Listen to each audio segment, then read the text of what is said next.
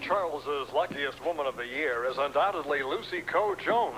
Earlier today, when stopped for a light in the westbound lane of Niagara Boulevard, she was shocked as a car sped by her, throwing a velvet pouch in her open window and sped away. The pouch, it turned out, contained 90 perfect diamonds. Ms. Jones, the daycare administrator at General Hospital, claims she was so startled by the incident, it never occurred to her to get the license number of the car. Oh, geez, no. We'll have the local weather for you after this. Have you ever heard anything so incredible in your life? It occurred to me. Well, what's the story here? What's going on? Please, who knows what the story is? All I know is that what happened, it happened about the time that Big Jerome just coincidentally washed up on the shores of Spoon Island. Big Jerome, you're talking about Jerome the mob boss. The one and only, that's what I'm talking about. Is he involved with Lucy? Well, if he wasn't, he's probably the only one that wasn't. Oh, what do you mean by that? Sorry, that's just me being very catty. I don't know if he had anything to do with her or not. I don't know about any of that. And what about you? Did you know Jerome? Yeah, I knew him well enough to know I didn't want to know him any better, especially after what he did to my family. What, he messed with Sean? He messed with Cheryl? What do you... What's going on? He messed with who? I don't want to talk about it. I don't want to talk about it. Why not? You're talking to me here. Because it's personal. I gotta get over to Cheryl's... Would you look at time? I don't believe this. I'm gonna be on time. I hate it when that happens. I just hate it. I'll see you. She's gonna do that to me? Joined at the hip. You're gonna do that to me? Yeah. Anybody down there, this is Shep. Listen, get me anything and everything you got on Jerome's. Yeah, the mob guy. Well, you know, I must say I'm really rather looking forward to this evening. I think we should all get together like this much more often, don't you? Absolutely, Larry. Right, Ashton. Lucy? Cook asked me to bring this to you. I'm not your maidservant. Well, I guess you can only aspire to that, Tracy. Thank you ever so much. What is it? Well, it is part of my healthy diet plan for insurance for a wonderful, happy baby. Well, it kind of smells a little funny, and you know what? It looks like seaweed. Well, Scott, as a matter of fact, it is, because, you see, seaweed has the properties of lots of vitamins and iron and tons of, you know, a lot of healthy stuff. Yeah. We could drop you in the harbor and let you graze. Sorry. Well, you know, it's strange. You know, a chocoholic like you, 12 bonbon-eating queen, all of a sudden munching up on seaweed. Well, motherhood has changed my life. I'm going to run along and see what's keeping the father of my child. Excuse me.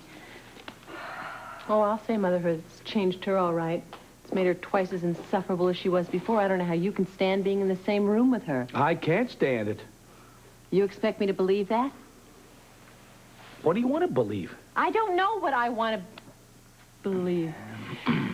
Ashton, could you wait outside? But Trace, old thing, it's rather nippy out there. I'm really quite comfortable here, thanks. On the other hand, the fresh air will probably be very good for me.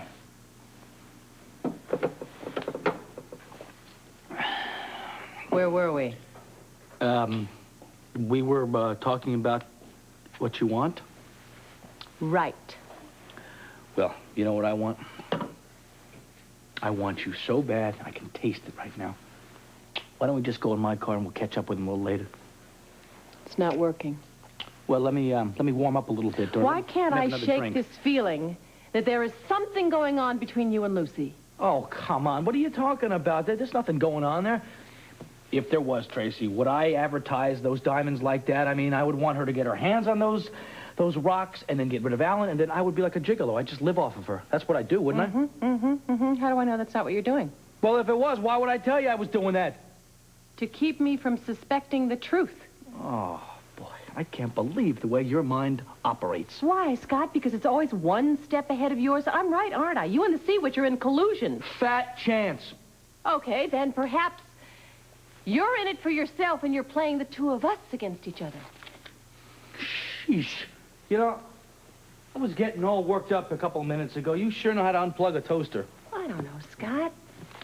Suspecting you of treachery usually makes me pretty excited. Oh, yeah? Yeah. And knowing you've betrayed me makes me positively wanton. What's going on with you and Lucy? Nothing. Nothing. Oh, is everybody ready? Well, I am. I'm not quite sure about him. I'm always ready. Isn't Ashton coming with us? He's outside. He's outside. It's a little nippy, isn't it? The fresh air will do him good. Come on, let's go. Look, before we go, could we please all remember this is Cheryl's night? Right, I Of remember. course, of course. And darling. could we please not talk about the diamonds? Well, I'm sick and tired of talking about those diamonds. Lucy? Alan, you know, I am pretty sick and tired of everybody assuming that the only thing I can think about is that in exactly 37 days, 5 hours, 6 minutes, and exactly 19 seconds, I am going to be richer than all of you combined.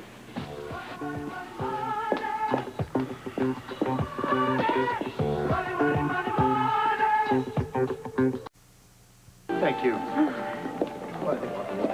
Darling, go ahead. I'll be right there. Go ahead. And what would you want? Well, Robert, it's very nice to see you, too. Actually, I was just wondering when I could get a list of all these so-called claimants on my diamonds. Oh, you do you? Yes, well, and also I want you to furnish my attorney with the transcripts of everybody's phony claims, you know. Do you? Yes, I do. I think I have a right. Do you? Well, yes, don't I? As it turns out, you do. Huh. Look, this whole mess was caused by your wretched lawyer to begin with. Well, I am sure that Mr. Baldwin was just looking after my best interests. Was he? Yes, wasn't he? Well, that depends. If your best interests include his dragging along Tracy Quartermain and Larry Ashton, complete with jeweler's loop and appraisal pad, then I guess he was, yes. He did what? You didn't know that? I knew that. Of course I knew that. I just, well, you know, us Quartermains, we are all one big happy, happy family. I'm glad to hear that.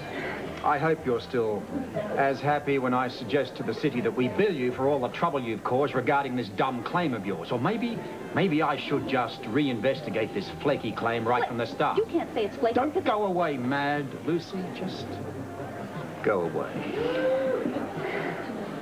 Oh,